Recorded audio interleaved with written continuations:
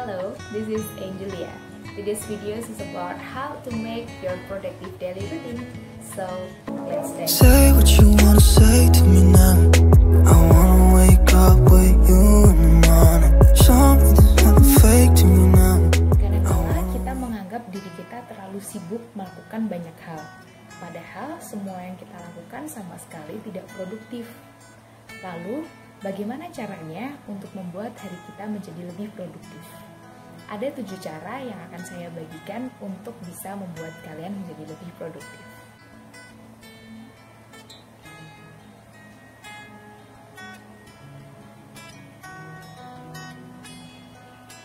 Hal pertama yang dapat dilakukan adalah bangun lebih pagi.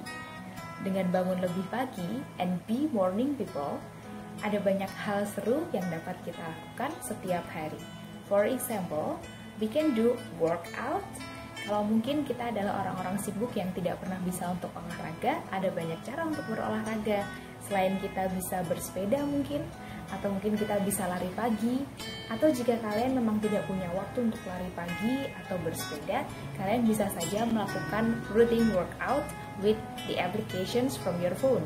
Itu akan sangat membantu untuk kalian bisa berkeringat dan lebih segar untuk memulai hari. Contoh selanjutnya, bagi kalian yang mungkin terbiasa untuk terburu-buru dalam berangkat, kalian tidak sempat untuk memperhatikan penampilan, tentunya dengan bangun lebih pagi, kalian akan lebih bisa untuk memperhatikan penampilan. Kalian bisa untuk melihat pakaian apa yang akan saya pakai untuk hari ini, make up seperti apa yang akan saya pakai, dan ada banyak konsep yang bisa kalian persiapkan. Selain itu, kalian juga bisa mengisi waktu pagi kalian dengan membaca buku-buku pengembangan yang bermanfaat. Hal kedua yang dapat kalian lakukan adalah dengan membuat to-do list sederhana untuk melakukan aktivitas apa saja pada hari itu. Kalian bisa membuat to-do list dari sejak kalian bangun tidur di pagi hari sampai nanti malam kalian akan tidur lagi. Apa saja kegiatan yang akan kalian lakukan? Tulis itu. Meskipun hanya membersihkan rumah, ataupun meskipun hanya mencuci piring, atau mungkin hanya mandi, tetap tuliskan dalam to-do list kalian. Jangan lupa beri tanda centang atau checklist setelah kalian melakukan apa yang sudah kalian lakukan. Oh iya, jangan lupa ketika kalian bekerja di kantor dan harus mengerjakan banyak dokumen, juga lakukan to-do list supaya kalian tahu dokumen-dokumen apa saja yang harus kalian kerjakan. Dan jangan sampai ada dokumen yang tertinggal. Itu akan sangat membantu kalian untuk produktif bekerja di hari itu dan tentunya akan membuat menjadi semakin semangat. Karena biasanya orang kalau masih memiliki target dalam pekerjaannya, dia akan terus penasaran dan ingin tahu untuk menyelesaikan pekerjaan itu hari itu juga. Jadi jangan lupa untuk membuat to-do list. Yang ketiga adalah membuat daftar menu makanan. Menjadi produktif artinya juga harus memiliki pola hidup yang sehat. Terkadang karena terlalu terburu-buru melakukan segala sesuatu, pada akhirnya kita memiliki pola hidup yang tidak sehat. Kita lupa tentang menu apa yang akan kita makan pada hari ini. Tidak pernah terpikir breakfast, lunch, and dinner itu menunya apa. Karena semua yang kita lakukan adalah hanya mengikuti jam kerja dan juga melakukan setiap pekerjaan-pekerjaan kita.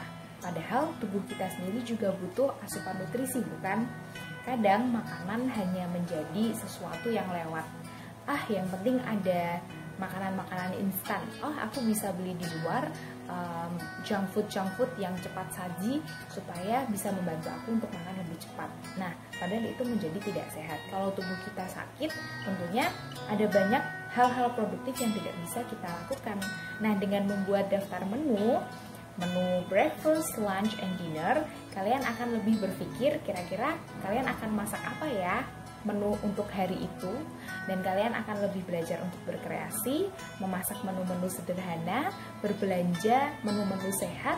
Kalian juga bisa melihat dari video-video untuk melihat menu-menu apa saja yang bisa dimasak setiap hari, dan menu-menu apa yang efisien waktunya, yang cepat, tidak banyak memakan waktu, tetapi tetap enak dan sehat. Selamat mencoba!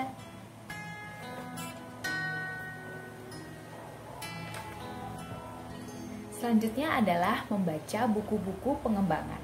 Ada banyak hal yang mungkin butuh untuk kalian proses setiap hari. Mungkin karakter kalian, atau mungkin pengembangan lain, atau ilmu-ilmu lain yang bisa kalian pelajari untuk memiliki banyak hal.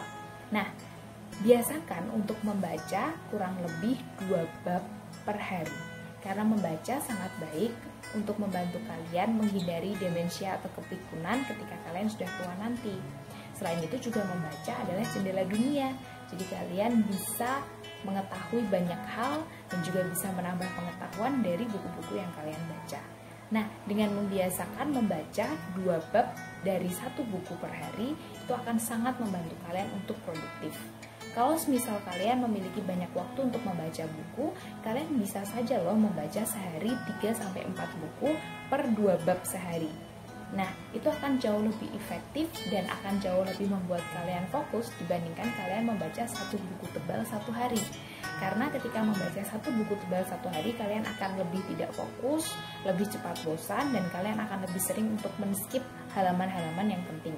Tetapi dengan membaca 2 bab per hari, meskipun ada banyak buku yang berbeda-beda, tapi dalam sehari itu kita bisa belajar banyak hal dari buku-buku yang berbeda, dan tentunya membuat kita lebih fokus karena hanya 2 bab saja.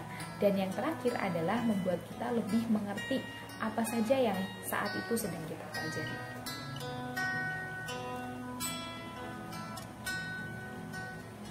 Hal selanjutnya yang dapat kalian lakukan adalah menonton video-video tentang new lifestyle. Ada banyak sekali lifestyle yang bisa kalian ikuti, seperti belajar tentang how to be a minimalism, how to be a vegan, dan tentunya ada banyak video-video pengembangan yang akan membantu kalian untuk bisa melakukan banyak hal. Saya paling suka untuk melihat video-video tentang decluttering my stuff by Marie Kondo, karena itu sangat membantu untuk bisa melakukan aktivitas sehari-hari, apalagi untuk membantu untuk meringankan banyaknya barang-barang di kamar saya.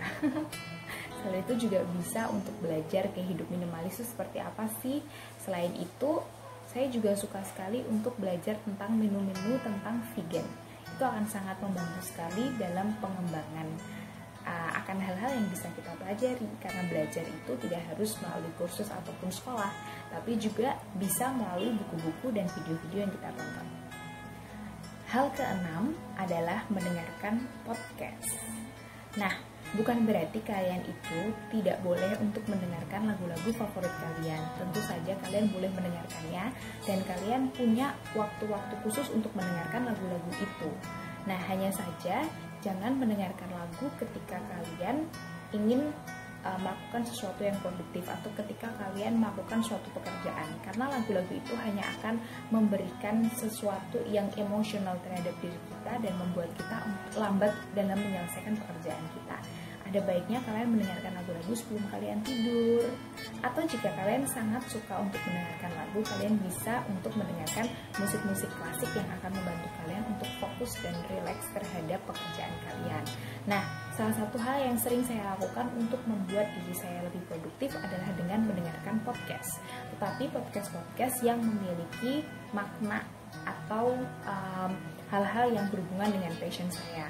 Saya paling suka untuk mendengarkan podcast yang berjudul 30 Days for Lunch. Di situ ada banyak sekali pengalaman-pengalaman yang bisa saya dengarkan, dan saya bisa belajar banyak hal dari pengalaman-pengalaman tersebut. Remember that experience is the best teacher. Dan pengalaman tidak selalu harus kita jalani, tapi kita juga bisa belajar dari pengalaman orang lain.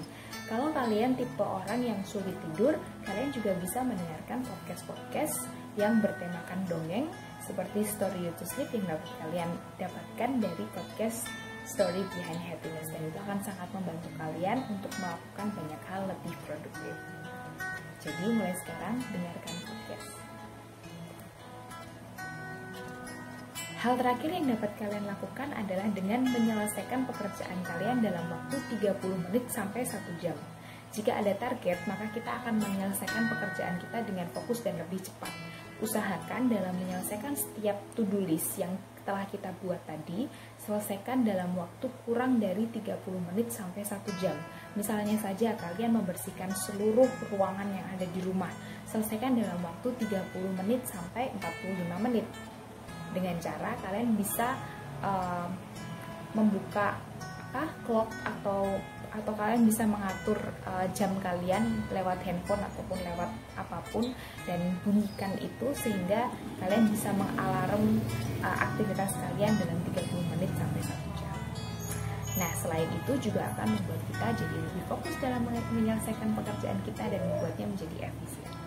Itulah tadi 7 hal sederhana yang mungkin bisa membantu kalian untuk memiliki hari-hari yang lebih produktif. Jika kalian ingin membaca kembali info-info yang sudah saya sampaikan dalam video ini, kalian bisa untuk membacanya dalam blog kami di www.storyhappiness.blogspot.com. Dan jangan lupa untuk follow akun Instagram kami, semua linknya sudah saya tuliskan di description box dan kalian bisa untuk cek satu persatu dan kalian bisa untuk lihat apapun yang kalian butuhkan, informasi ada di description box. Oh iya, jangan lupa untuk like, comment, and subscribe this video. Aku juga bakal berterima kasih sekali kalau kalian mau untuk men-share video ini melalui akun sosial media kalian supaya ada banyak orang yang bisa dibantu melalui video ini. Jangan lupa untuk tekan tombol lonceng untuk mengetahui video-video yang akan diupload selanjutnya. So, see you on the next video. Have a productive day. Say what you wanna say to me now.